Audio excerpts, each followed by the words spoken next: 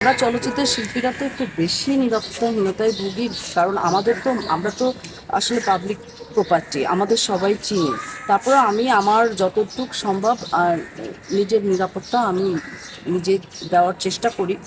তো আমাদের বাংলাদেশের যে প্রবলেমটা আমি যেটা থিঙ্ক করি কিংবা আমার চিন্তাধারা থেকে যেটা আসে, আজকে কিন্তু আসিয়া একটা প্রতীকী। এই আসিয়া মতো হাজারো আসিয়া কিন্তু ধর্ষণ হচ্ছে, যার নিউজ আমরা জানি না।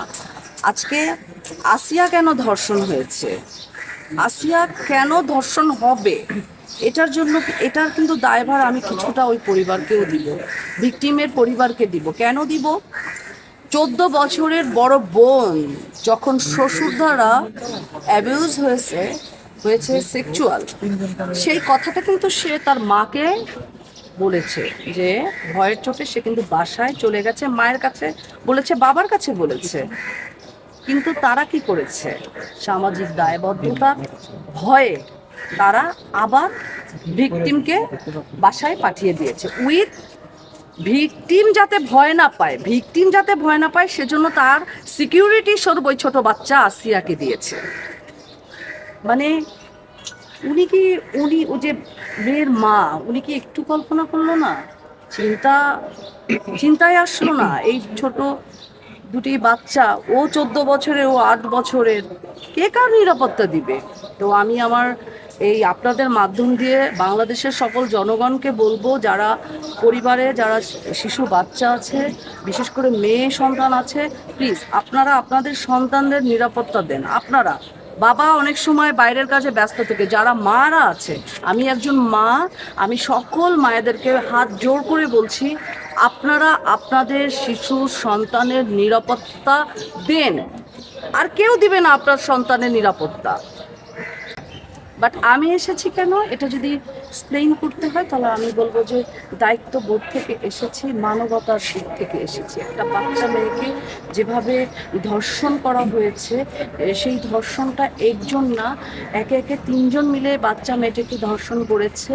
এতটুকু একটা ছোট্ট শরীরে হায়নার থাবা যেভাবে রয়েছে, এটা আসলে আমি যেদিন প্রথম দেখেছি নিউজ পোর্টালে, আমি আমার কান্না থামাতে পারিনি। মানে আমার ঘরেও তো বাচ্চা আছে, আমি তখন আমার ছোট বাচ্চাটার কথা আমি ফিল করেছি যে এরকম ন্যাক্কারজনক ঘটনা কেন শিশু বাচ্চাদের উপর হবে। হ্যাঁ, এগুলি কেন হচ্ছে, এটা কিন্তু দেখলে অতীতে দেখলে দেখা যায় যে অসংখ্য ধর্ষণ মামলা হচ্ছে, যেটা বিচারাধীন, কোনো বিচার নাই। ধর্ষকরা বুঝে গেছে, ধর্ষকরা জেনে গেছে যে ধর্ষণ করলে, টাকা খরচ করলেই তারা জামিন পেয়ে যাবে, জামিন পেয়ে তারা আবার শিকারের জন্য হায়নার মতো খুঁজতে থাকবে। সো এটা একটা রুলস হয়ে গেছে। এবং এই যে ধর্ষণকারী যারা ভিকটিম হচ্ছে, তারা সমাজে একদম কিন্তু নিম্ন শ্রেণী, কিংবা একটু যাদের আর কি পারিবারিক বন্ধনটা ওরকম শক্ত জোরালো না, গার্জিয়ানের অভাব, অভিভাবকের অভাব, যেটা বলতে চাই যে অসহায় অবলা নারীরা, শিশুরা এটার ভিকটিম হচ্ছে।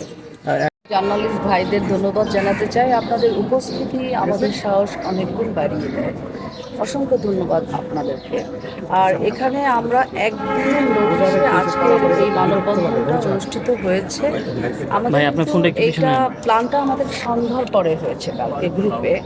তো একদিনের নোটিশে যারা প্রেজেন্ট আজকে রয়েছে, আমরা আমাদের নিউজের প্রবলেম হচ্ছে, এত শর্ট টাইমে যারা আসছে, আমরা আসলে আমাদের ভালো লাগছে যে এত কম সময়ের মধ্যে এতজন এসেছে। আর যারা আসে নাই, হয়তোবা তারা পার্সোনালি কোনো কাজে ব্যস্ত আছে কিংবা দেশের বাইরে আছে, তাদের